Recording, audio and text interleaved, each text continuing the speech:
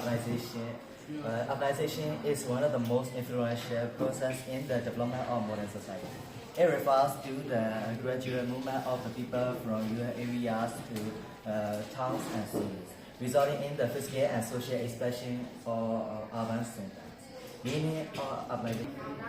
As modern industry and business are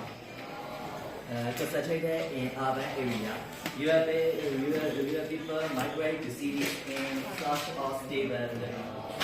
Political instability, wars, and conflict and security, making them natural destination for displaced population. Cities provide better educational institutions, but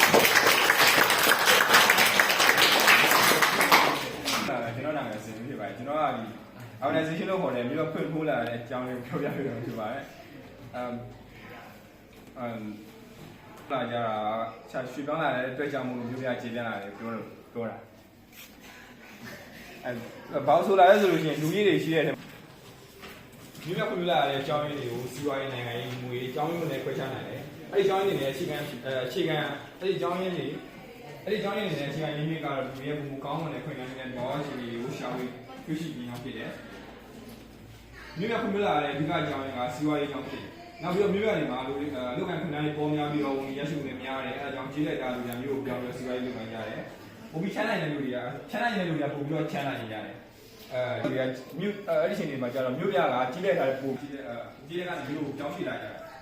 ။မြို့ဖွံ့ဖြိုးလာတာအကောင်းကြီးရှိလို့ဆိုလို့ရှိရဲ။ကောင်းရောခါလဲဆိုတော့ကြီးလိုက်တာတဲ့ဆိုင်မြို့မှာကျတော့စီးဝင်ကောင်းမွန်တယ်ပညာရေးခွင့်နိုင်တိုးတက်မှုရှိတယ်အချိန်ကစောင့်ဦးတွေပုံကောင်းမွန်တယ်ပြီးတော့ဗန်းပြည်ပေါ်တဲ့စောင့်တွေရှိတယ်ဥပမာဟိုတယ်တို့ဆိုရချက်တွေကကျတော့လုံးဝပြတ်တာ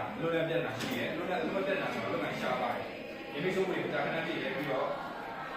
ဒီမိညာမှာမိုက်နေရှိတယ်ဒီတိုင်းမှုစိတ်လည်းညီမာတယ်ကုန်တက်ကြီးများတယ်နောက်ပြီးတော့ကိုယ်လိုနဲ့မှုတွေပြီးတော့လူ့စေဝါတုံးစေတာတွေနောက်ပြီးတော့ပြည်စာလုပ်ငန်းတွေလူနဲ့မှုတွေရာဇဝမှုတွေကလည်းပြင်းထန်လာတယ်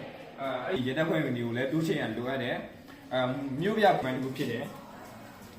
စနစ်တကျတာเนาะကျေးဇူးတင်ပါ